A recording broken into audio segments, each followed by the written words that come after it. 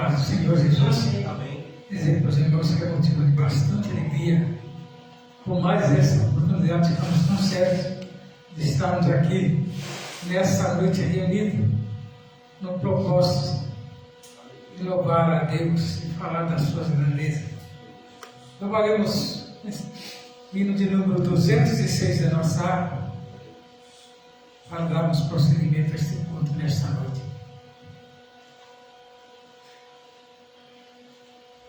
O clarim já nos alerta, nossos corações desperta, pois a vinda é bem certa de Jesus, de 1000 anjos rodeado, para o crente preparado. Cristo volta, louvado, aleluia. Ó irmão, por Deus liberto, pelo sangue estás coberto, tens o teu perdão bem certo, salvo estás. Voz de júbilo ouviremos, e no céu nós cantaremos. Cristo breve nós veremos, aleluia. Lá nas bodas do Cordeiro, sentaremos prazereiro. Ó que gozo verdadeiro com Jesus, pois no céu não há mais pranto, eis que tudo será canto. Cristo vem buscar os santos, aleluia. Ó irmão, por Deus liberto, pelo sangue estás coberto, tens o teu perdão bem certo, salvo estás. Voz de júbilo ouviremos, e no céu nós cantaremos. Cristo breve nós veremos, aleluia. Sim, à mesa sentaremos, e com Cristo cearemos. Quão felizes nós seremos com Jesus, para sempre gozaremos, e com Cristo reinaremos. Sua glória fluiremos, aleluia. Ó irmão, por Deus liberto, pelo sangue estás coberto, tens o teu perdão bem certo, salvo estás. Voz de júbilo ouviremos, e no céu nós cantaremos. Cristo breve nós veremos, aleluia. 207.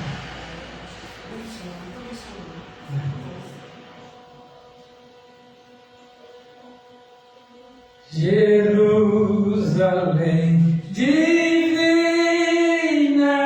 visão de paz ditosa, de Cristo a santa esposa, radiante de esplendor. Tens fontes cristalinas, salve os teus altares, e os anjos aos milhares decides ao redor. Mansão do Rei bendito, são 12 tuas portas, que sempre são transportas por seres imortais. Teus livros têm escrito os nomes dos remidos,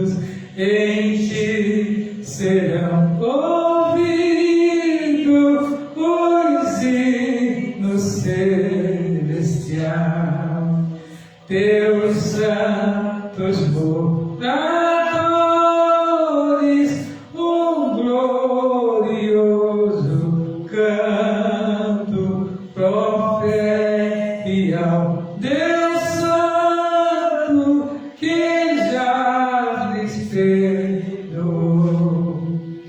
Então mil louvores a Cristo qual Cordeiro que manso no madeiro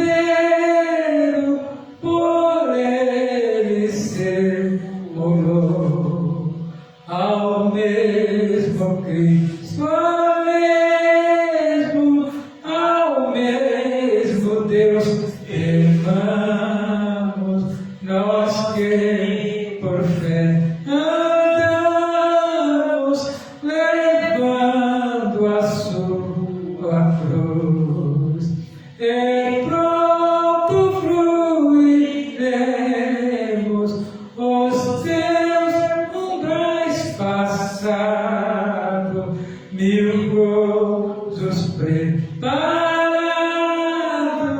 na glória de Jesus. Graças a Deus. Ainda cantemos o 208. Esse compositor, Paulo Leila Macalão, a profundidade em que Deus levava, revelando passagens que para se escrever um louvor desse tem que ter a visão ampla, das coisas de Deus. E ao cantar a gente percebe o quanto é profundo esse louvor. 208. Hoje queres te entregar a Jesus Cristo, ó cansado e triste pecador, aquele que no Gólgota foi visto, padecendo nossa culpa, nossa dor. Venha Cristo, que te chama com amor celestial. Venha Cristo, pois Jesus é o rochedo divinal. Hoje queres obter a liberdade que se encontra no Senhor Jesus, receber no coração a santidade, ter o sangue derramado lá na cruz. Venha Cristo, que te chama com amor celestial. Venha Cristo, pois Jesus é o rochedo divinal. Hoje queres desfrutar a paz divina, que no mundo não se pode achar. Venha Cristo, que te salva, que te ensina, onde podes esta paz do céu gozar. Venha Cristo, que te chama com amor celestial.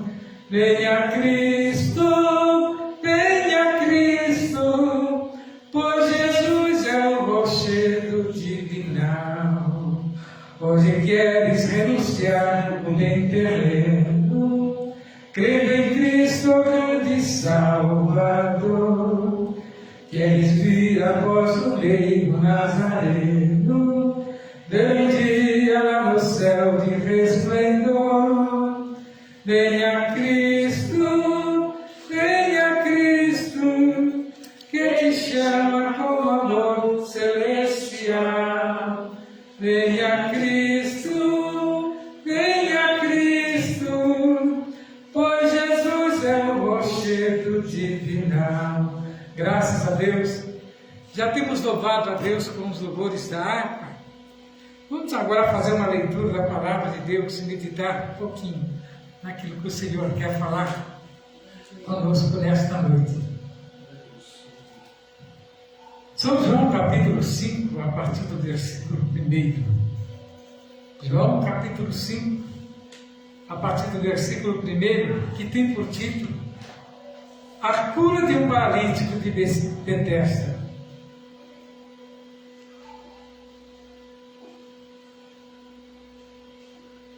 João capítulo 5, a partir do versículo 1, a cura de um paralítico de Betesda.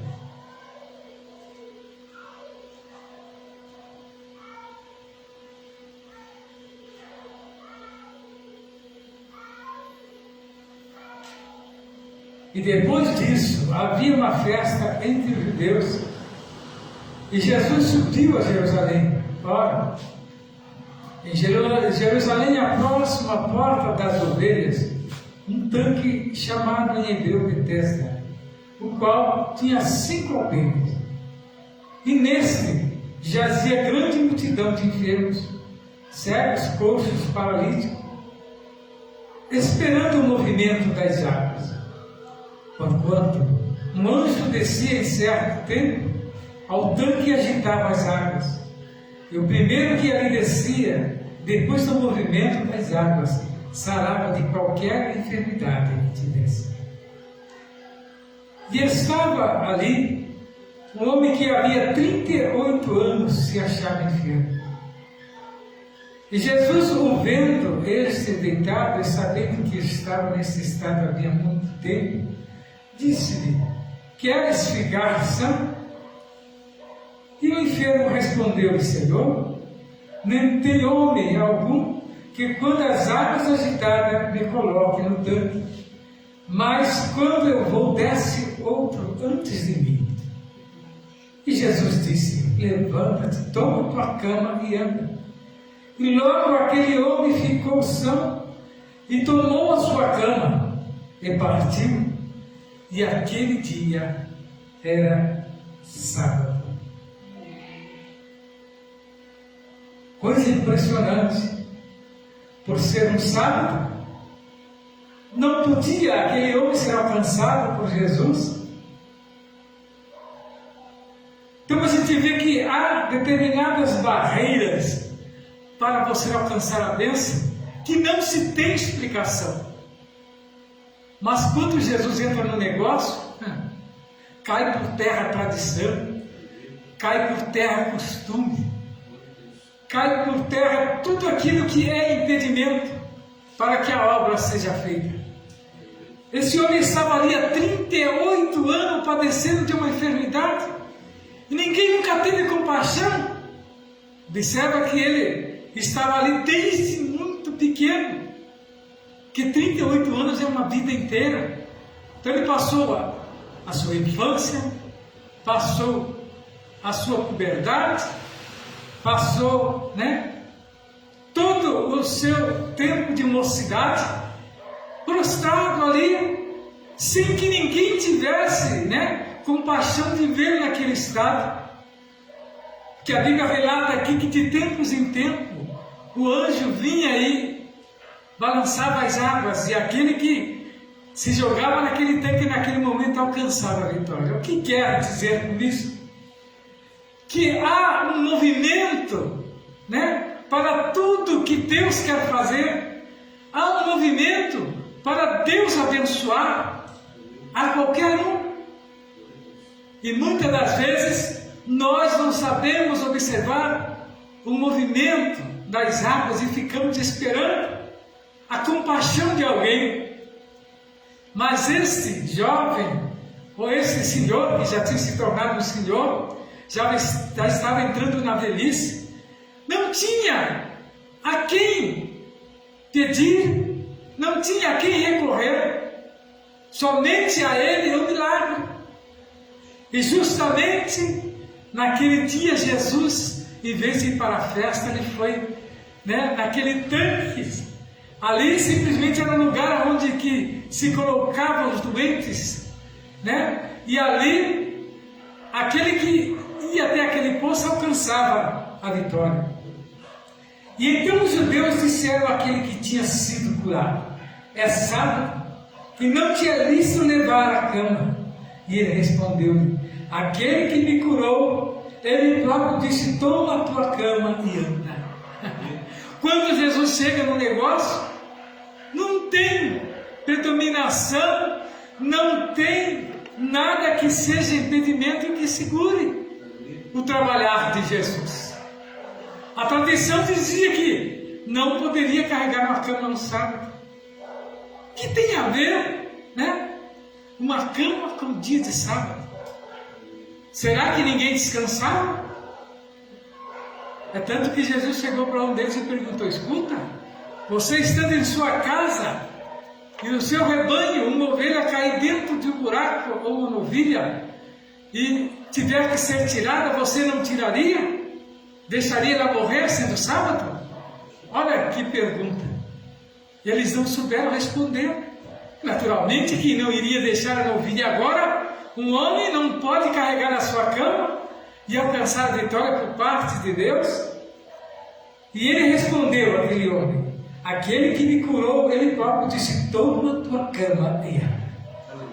E perguntar depois: quem é o homem que te disse: toma tua cama e anda?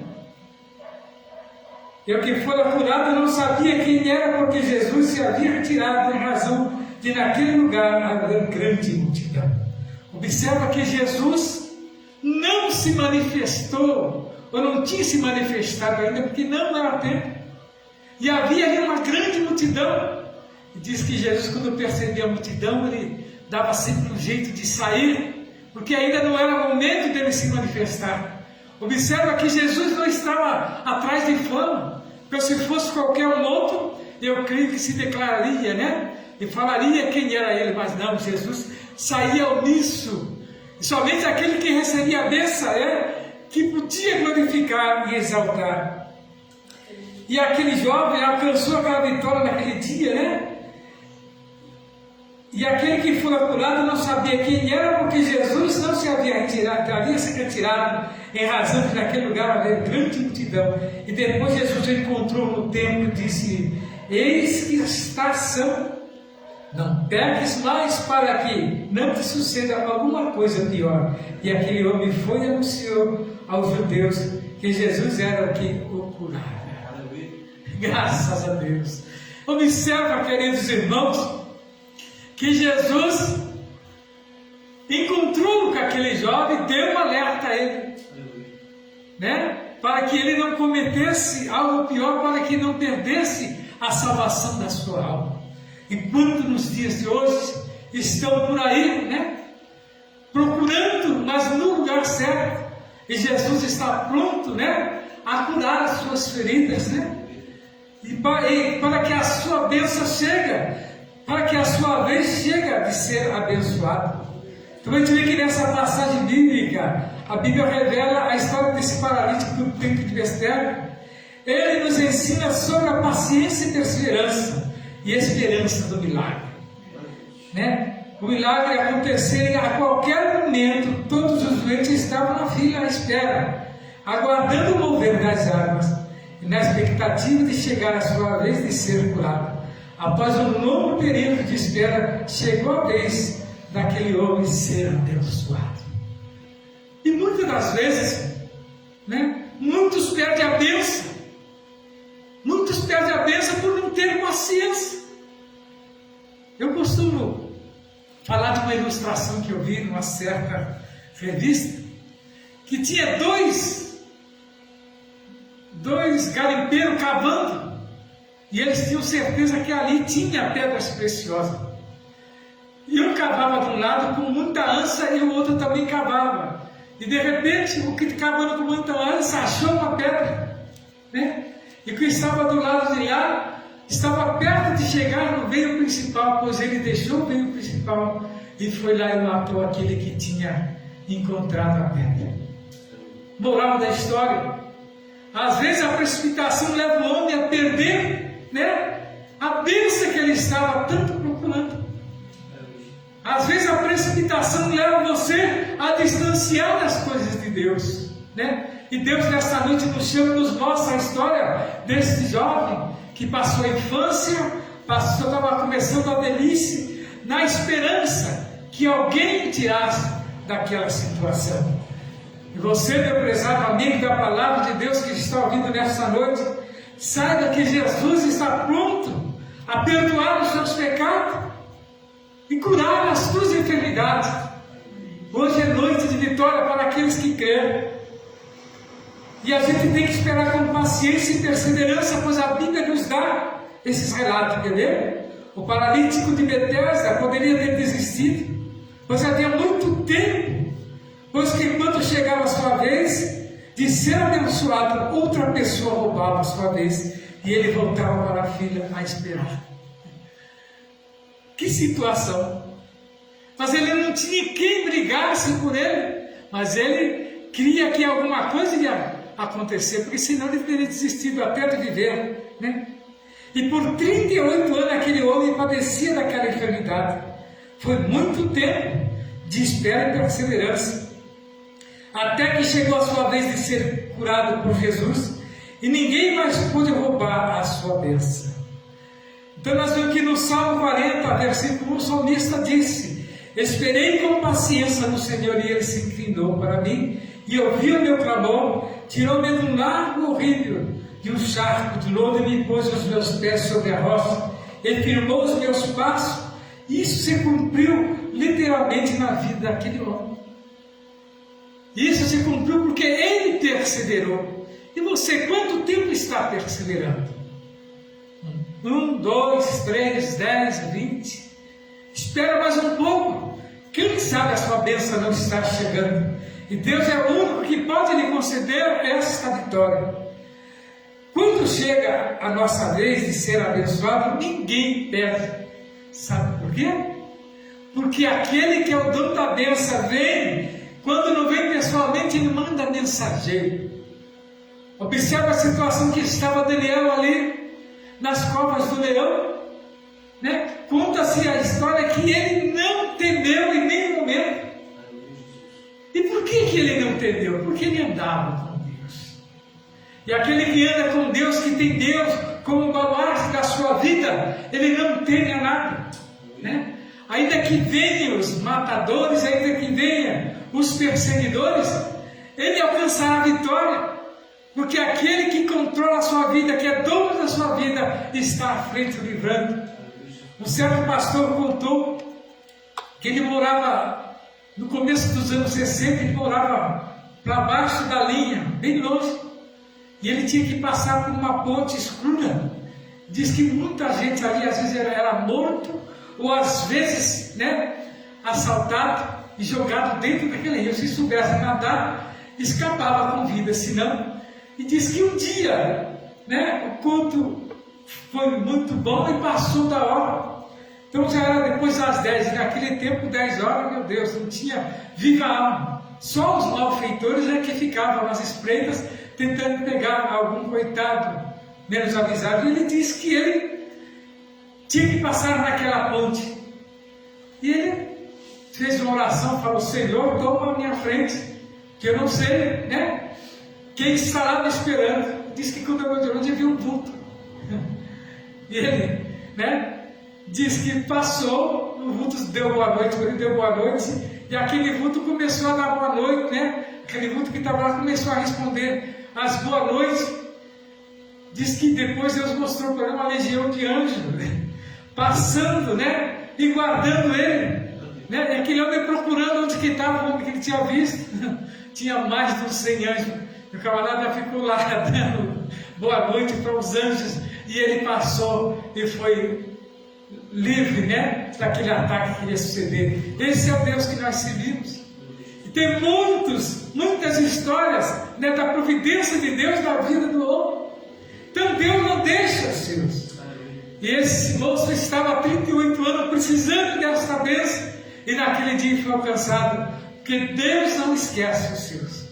Se Ele te fez uma promessa, espere nele, confie nele, que Ele tudo fará. Quando chegou o momento do paralítico de Betesda ser curado, ninguém conseguiu impedir a sua bênção.